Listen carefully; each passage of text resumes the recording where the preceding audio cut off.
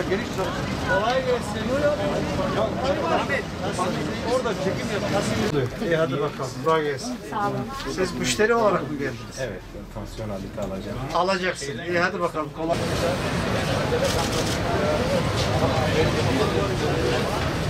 Buraya arkadaşlara bir ışık gönderiyor. Dağındaki şeyleri, masa üzerleri çok sık.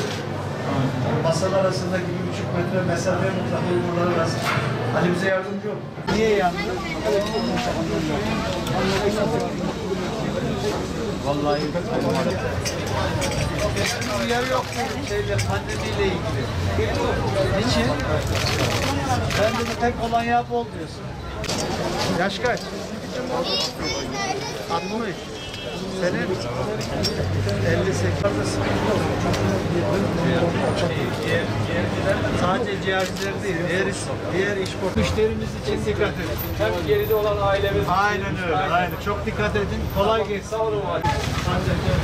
Yalnız o maske çok işe yaramaz. Böyle daha uygun bir maske var. Hayır. Ona dikkat. Tamam. Kolay gelsin. Ya bu kadar taksi niye bekliyorsun? Normalde başka bir depoda almanız yok. Depo var abi. Orada kullanın. Niye buraya ekstra yapıyorsun? Kolay gelsin. Sende hiçbir uyarı yok.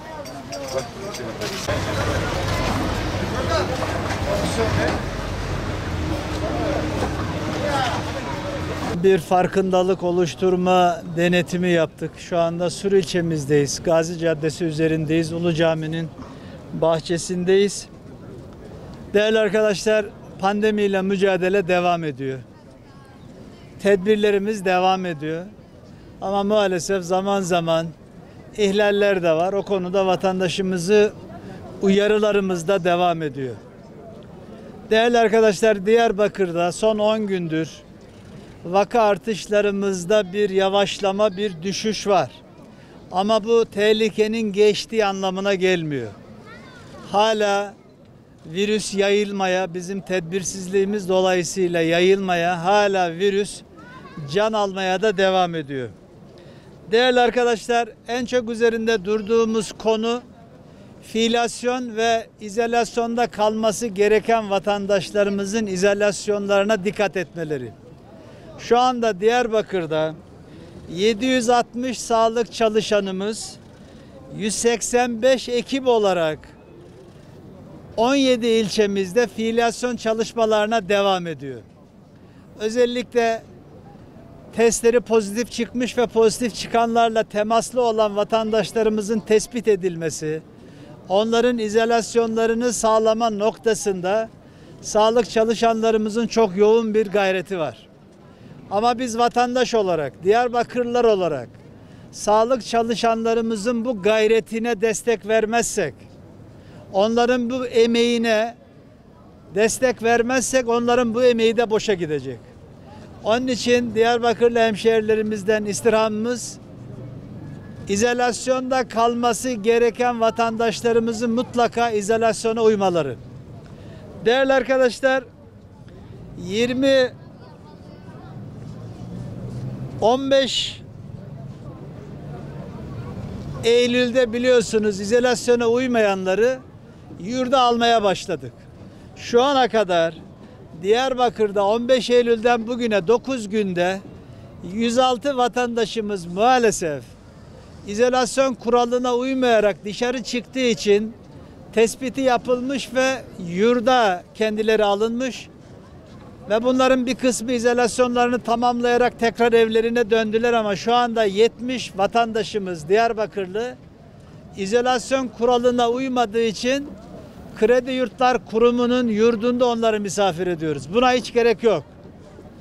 Eğer sizin izolasyonda kalmanız gerekiyorsa kendinizi de, sevdiklerinizi de, ailenizi de, toplumu da korumak için mutlaka izolasyon kurallarına uymamız gerekir. Değerli arkadaşlar, 65 yaş üstüyle ilgili 20 Ağustos'ta bir karar almıştık biliyorsunuz. Diyarbakır İl Umum Hıfzı Saha Kurulu kararı almıştık. O kararda şunu söylemiştik. Sabah 7 ile 10 arası, öğleden sonra 16 ile 20 arası 65 yaş üstü vatandaşlarımızın AVM'lerde, pazar yerlerinde, toplu taşıma araçları gibi kalabalık alanlarda bulunmasıyla ilgili bir kısıtlama kararı almıştık. Sabah 7-10, öğleden sonra 16-20 saatleri arasında 65 yaş üstü vatandaşlarımızın toplu taşıma araçları, AVM, pazar yerleri gibi yerlere gitmesini engellemiştik. Kısıtlama getirmiştik. Yine 65 yaş üstü vatandaşlarımızın düğün gibi, kına gibi, nişan gibi, sünnet gibi, mevlid gibi toplu etkinliklere de gün boyunca katılımlarına engelleme getirmiştik. Bunların denetlemeleri de devam ediyor. Maksadımız ne? Maksadımız en yüksek risk grubunu oluşturan 65 yaş üstü büyüklerimizi bu virüsten, bu tehlikeden korumak istiyoruz. Bütün amacımız bu. Türkiye'de diğer vilayetlerde benzer kararlar alındı. Oralarda da uygulanıyor. Büyüklerimizden istirhamımız özellikle kalabalık alanlardan kaçınmaları. Ne olursa olsun gün içerisinde kalabalık alanlara girmemelerini tavsiye ediyoruz. Sabah 7-10 arası, öğleden sonra 16-20 arası da kesinlikle AVM'lere, toplu taşıma araçlarına da girmemeleri konusunda tekrar onları uyarıyoruz.